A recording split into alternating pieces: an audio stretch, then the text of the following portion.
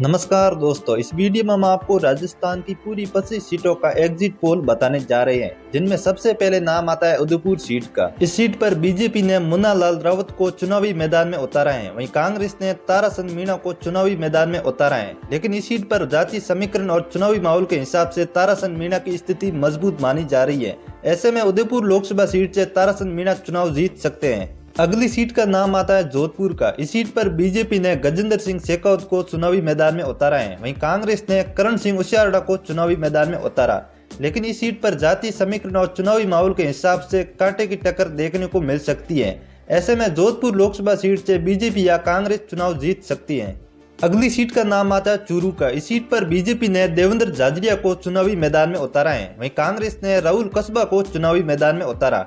लेकिन इस सीट पर राहुल कस्बा की स्थिति मजबूत मानी जा रही है। ऐसे में चूरू लोकसभा सीट से राहुल कस्बा चुनाव जीत सकते हैं। अगली सीट का नाम आता है बीकानेर का। इस सीट पर बीजेपी ने अर्जुन राम मेघवाल को चुनावी मैदान में उतारा है, वहीं कांग्रेस ने गोविंद राम मेघवाल को चुनावी मैदान में उतारा। लेकिन इस सीट पर अर्जुन राम मेघवाल की स्थिति मजबूत मानी जा रही है। ऐसे में बीकानेर लोकसभा सीट से बीजेपी चुनाव जीत सकती है। अगली लोकसभा सीट का नाम आता है कोटा का। इस सीट पर बीजेपी ने ओम बिरला को चुनावी मैदान में उतारा है, वहीं कांग्रेस ने प्रहलाद गुंजल को चुनावी मैदान में उतारा। लेकिन इस सीट पर जाति समीकरण और चुनावी माहौल के हिसाब से प्रहलाद गुंजल की स्थिति मजबूत मानी जा रही है। ऐसे में कोटा लोकसभा सीट से प्रहलाद गुंजल की जीत लगभग तय है। अगली लोकसभा सीट का नाम आता है जालोर सिरोही का। इस सीट पर बीजेपी ने लूंबा राम चौधरी को चुनावी मैदान में उतारा है, वहीं कांग्रेस ने वैभव गहलोत को चुनावी मैदान में उतारा। लेकिन इस सीट पर जाति समीकरण और चुनावी माहौल के हिसाब से कांटे की टक्कर देखने को मिल रही है। ऐसे में जालोर लोकसभा सीट से बीजेपी या कांग्रेस चुनाव जीत सकती है। अगली लोकसभा सीट का नाम आता है राजसमंद का। इस सीट पर बीजेपी ने महिमा कुमारी को चुनावी मैदान में उतारा है, वहीं कांग्रेस ने दामोदर अग्रवाल को चुनावी मैदान में उतारा है। लेकिन इस सीट पर जाति समीकरण और चुनावी माहौल के हिसाब से महिमा कुमारी का पलड़ा भारी दिख रहा है। ऐसे में राजसमंद लोकसभा सीट से बीजेपी आसानी से चुनाव जीत सकती है। अगली लोकसभा सीट का नाम आता है नागौर का। इस सीट पर बीजेपी ने ज्योति मिर्धा को चुनावी मैदान में उतारा है, वहीं कांग्रेस ने हनुमान बेनीवाल को चुनावी मैदान में उतारा है। लेकिन इस सीट पर जाति समीकरण और चुनावी माहौल के हिसाब से ज्योति मिर्धा की स्थिति मजबूत मानी जा रही है। ऐसे में नागौर लोकसभा सीट से बीजेपी चुनाव जीत सकती है। अगली लोकसभा सीट का नाम आता है करौली का। इस सीट पर बीजेपी ने इंदु देवी जाटो को चुनावी मैदान में उतारा है, वहीं कांग्रेस ने भजन लाल जाटो को चुनावी मैदान में उतारा है। लेकिन इस सीट पर जातीय समीकरण और चुनावी माहौल के हिसाब से कांग्रेस के भजन लाल जाटो की स्थिति मजबूत मानी जा रही है।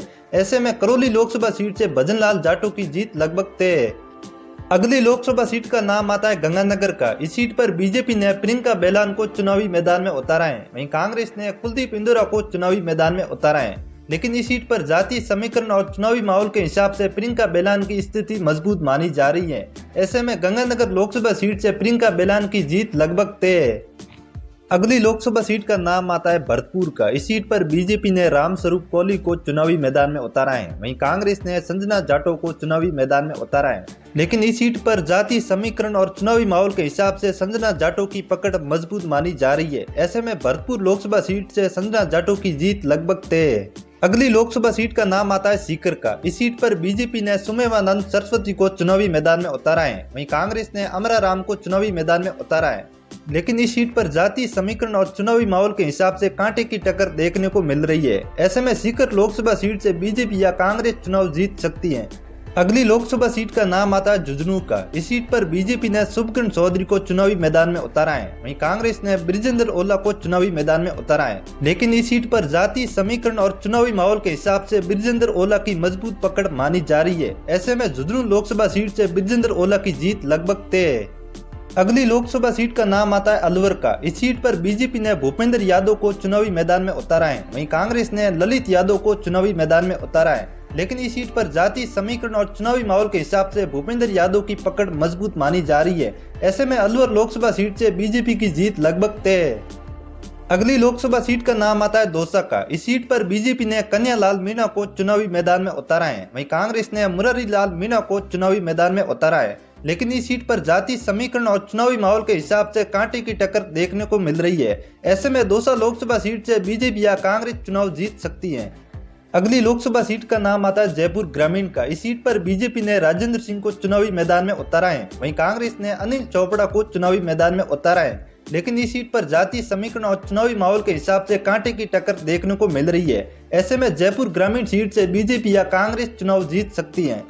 अगली लोकसभा सीट का नाम आता है जयपुर शहर का। इस सीट पर बीजेपी ने मंजू शर्मा को चुनावी मैदान में उतारा है, वहीं कांग्रेस ने प्रताप सिंह खाचरियावास को चुनावी मैदान में उतारा है। लेकिन इस सीट पर जातीय समीकरण और चुनावी माहौल के हिसाब से मंजू शर्मा का पलड़ा भारी दिख रहा है। ऐसे में जयपुर शहर लोकसभा सीट से बीजेपी चुनाव जीत सकती है।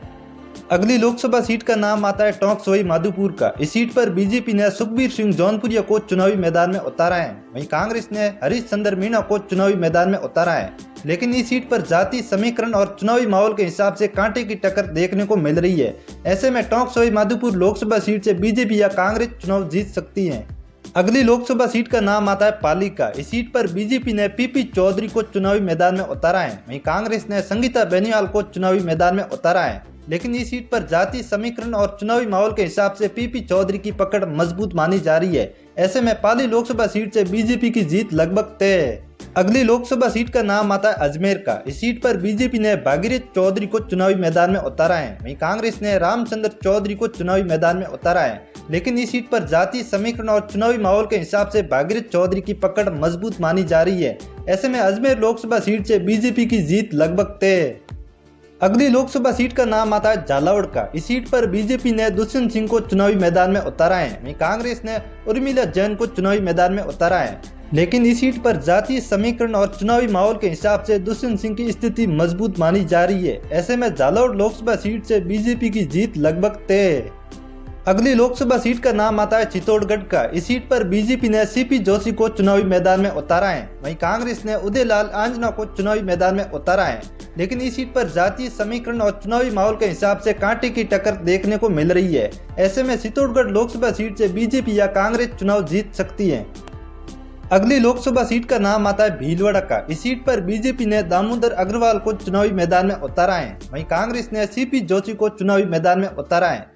लेकिन इस सीट से जातीय समीकरण और चुनावी माहौल के हिसाब से बीजेपी की स्थिति मजबूत मानी जा रही है। ऐसे में भीलवाड़ा लोकसभा सीट से दामोदर अग्रवाल की जीत लगभग तय है। अगली लोकसभा सीट का नाम आता है बाड़मेर का। इस सीट पर बीजेपी ने कैलाश चौधरी को चुनावी मैदान में उतारा है, वहीं कांग्रेस ने उमेदराम बेनीवाल को चुनावी मैदान में उतारा है। उसके साथ निर्दलीय में रविंद्र सिंह भाटी चुनावी मैदान में है। लेकिन यहां पर जातीय समीकरण और चुनावी माहौल के हिसाब से रविंद्र सिंह भाटी की स्थिति मजबूत मानी जा रही है। ऐसे में बाड़मेर लोकसभा सीट से रविंद्र सिंह भाटी की जीत लगभग तय है। अगली लोकसभा सीट का नाम आता है बांसवाड़ा का। इस सीट पर बीजेपी ने महेंद्रजीत सिंह माल्यू को चुनावी मैदान में उतारा है, वहीं कांग्रेस ने भारत आदिवासी पार्टी के राजकुमार रोध को चुनावी मैदान में उतारा है। लेकिन इस सीट पर जातीय समीकरण और चुनावी माहौल के हिसाब से राजकुमार रोध की स्थिति मजबूत मानी जा रही है। ऐसे में बांसवाड़ा लोकसभा सीट से कांग्रेस की जीत लगभग तय है।